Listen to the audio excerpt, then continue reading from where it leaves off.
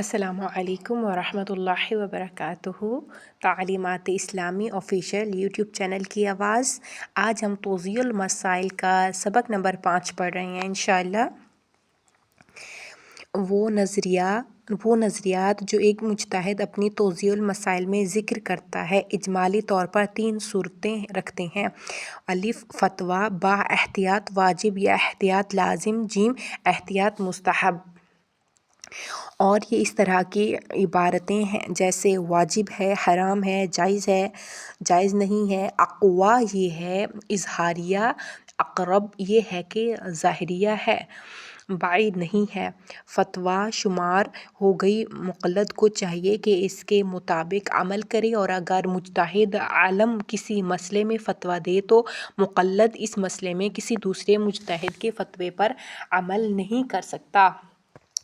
اگر مجتہد عالم کسی شخص کا مرجع تقلید کسی مسئلے میں فتویٰ نہ دے اور کہے کہ احتیاط یہ ہے کہ فلاں طریقے سے عمل کیا جائے، تو مقلد کو چاہیے کہ اس احتیاط پر، جو احتیاط واجب ہے یا احتیاط لازم ہے، عمل کرے۔ یہ اس مسئلے میں کسی دوسرے مجتہد کے فتوے پر عالم کی رعایت کرتے ہوئے عمل کرے۔ بعنوان مثال: الف اگر مجتہد عالم کہے احتیاط واجب یہ ہے کہ نماز کی پہلی اور دوسری رکعت میں حمد کے بعد ایک سورہ پڑھے، تو مقلد کو چاہیے کہ یا اس احتیاط پر عمل کرے یا کسی دوسرے مجتہد کے فتوے پر عالم کی رعایت کرتے ہوئے عمل کرے۔ پس اگر دوسرا مجتہد فقط سورہ حمد پڑھنا کافی سمجھتا ہو تو مقلد اس مسئلے میں اس کی تقلید کرتے ہوئے سورہ کی تلاوت کو ترک کر سکتا ہے۔ با اگر مجتہد عالم کہے احتیاط واجب کی بنا پر جس چیز پر انسان تیمم کرنا چاہتا ہے اس قدر گرد و غبار ہو کہ ہاتھ میں لگ جائے، تو مقلد یا اس احتیاط پر عمل کرے اور ایسے پتھر پر جو گرد و غبار نہ رکھتا ہو تیمم کرنے سے پرہیز کرے، یا کسی دوسرے مجتہد کے فتوے پر عالم کی رعایت کرتے ہوئے عمل کرے۔ پس اگر دوسرا مجتہد ایسے پتھر پر تیمم صحیح سمجھتا ہو جس پر گرد و غبار نہیں ہے، تو مقلد اس کی تقلید کرتے ہوئے اس پر تیمم کر سکتا ہے۔ اور اسی طرح کی عبارتیں مثلاً یہ مسئلہ محل تأمل ہے، یا محل اشکال، یا یہ عمل اشکال رکھتا ہے، یا یہ عمل اشکال سے خالی نہیں ہے، بھی احتیاط واجب کا حکم رکھتی ہے۔ بعنوان مثلاً اگر مجتہد عالم کہے اگر کوئی شخص اپنے مکان کو اجزاۃ المثل کسی بھی چیز یا کام کی تعارف اور حسب معمول اجرت کو اجرت المثل کہتے ہیں کہ ممکن ہے معاملے میں قرارداد دی جانے والی اجرت سے کم یا زیادہ یا برابر ہو، کم پر کرائے پردے اور اقدار جارے کے ضمن میں یہ شرط کرے کہ وہ ایک رقم کو بعنوان قرض اس کو دے دے، تو یہ قرض فائدہ ہونے کا شبہ رکھتا ہے اور تکلیفاً محل اشکال ہے، تو اس صورت میں مقلد کو چاہیے کہ مکان کو کرائے پر دینے یا لینے میں اس روش کو ترک کرے، یا یہ کہ کسی دوسرے مجتہد کے فتوے پر عالم کی رعایت کرتے ہوئے عمل کرے۔ پس اگر عالم مجتہد اس مذکور طریقے کو صحیح سمجھتا ہو اور اسے فائدہ نہ سمجھے تو وہ اس مذکورہ طریقے پر عمل کر سکتا ہے۔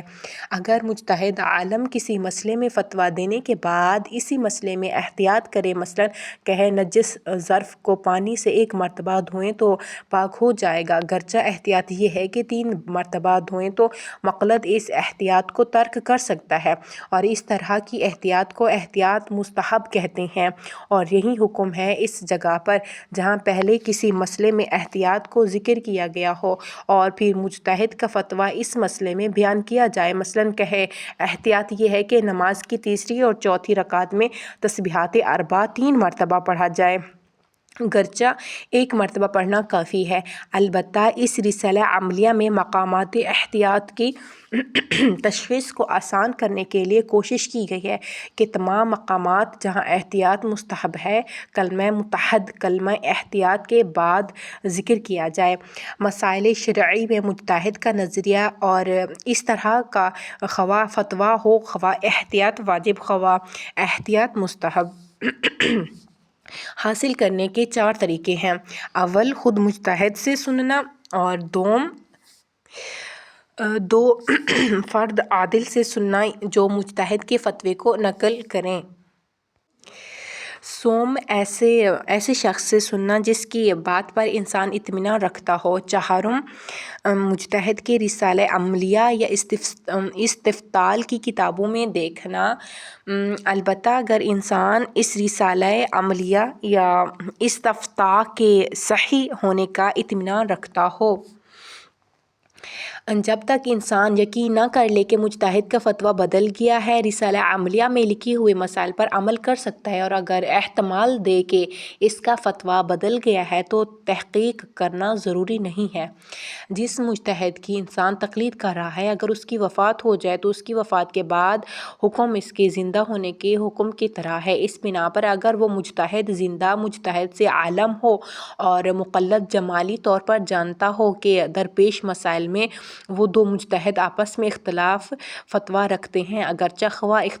اختلافی مسئلے کو نہ جانتا ہو، تو اسے متوفی مجتہد کی تقلید پر باقی رہنا ہوگا،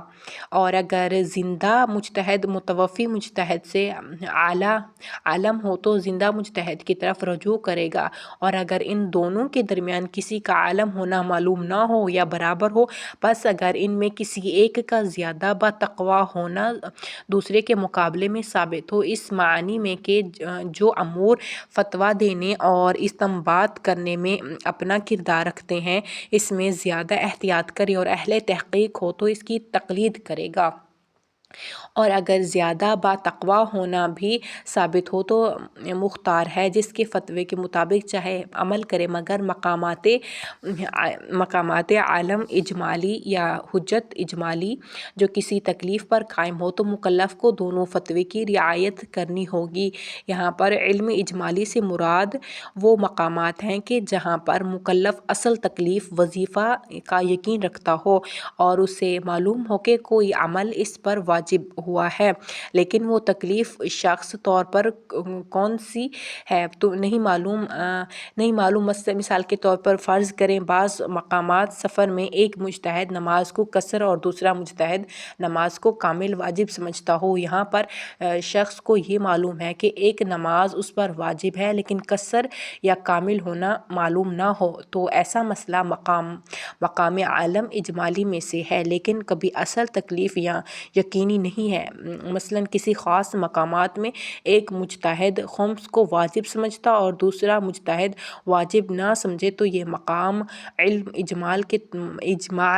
اجمالی کے مقامات میں سے نہیں ہے۔ قابل ذکر ہے کہ مقامات علم اجمالی کا حکم مختلف ہے۔ بعض مقامات میں احتیاط لازم نہیں ہے۔ دقیق مقامات سے متعلق اطلاع حاصل کرنے کے لیے کہ احتیاط لازم یہ نہیں، فقہی خصوصی کتابوں کی طرف رجوع کریں یا اہل علم سے سوال کریں۔ حجت الاجمالی علم اجمالی کی طرف ہے، اس فرق کے ساتھ کہ یہاں خود مکلف اصل تکلیف کا یقین نہیں رکھتا بلکہ ایک دوسرے دلیل سے اپنے یقین کے علاوہ جس کی پیروی اس پر لازم ہے، مجتہد کا فتویٰ اس کے لیے ثابت ہو گیا ہے کہ ایک تکلیف اس تفصیل کے ساتھ جیسا کہ علم اجمالی میں بیان ہوا اس کے اوپر ثابت ہے۔ سبحانک اللہم و بحمدک نشہد ان لا الہ الا انت نستغفرک و نتوب الیک۔ السلام علیکم و رحمۃ اللہ وبرکاتہ۔